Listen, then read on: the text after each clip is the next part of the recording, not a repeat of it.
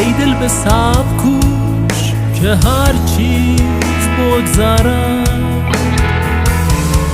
این حبس هم هرج که این نیست بگذرد.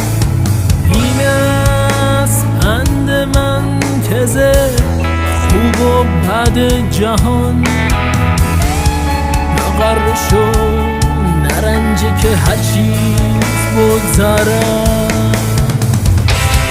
دوران راد مرگی و آزادگی گذشت،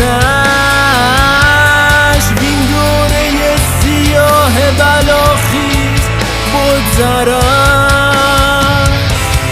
دوران راد مرگی و آزادگی گذشت،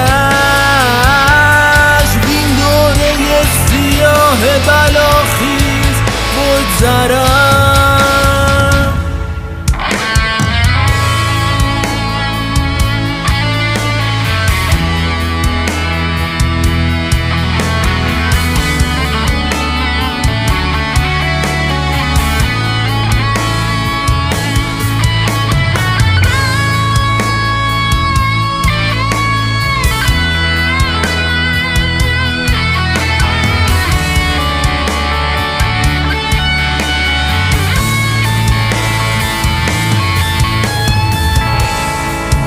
تو نیستیم و به خاک مزار ما بسیاری نسیم فرحیز بگذرد.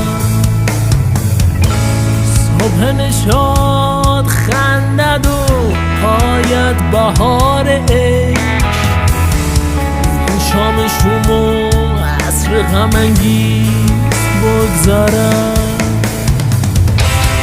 دوران راد مرگی و آزادگی گذشت،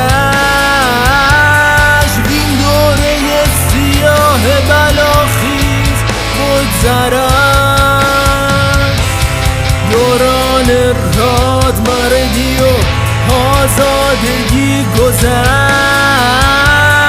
بین دوره سیاه بلاخیز بگذرد.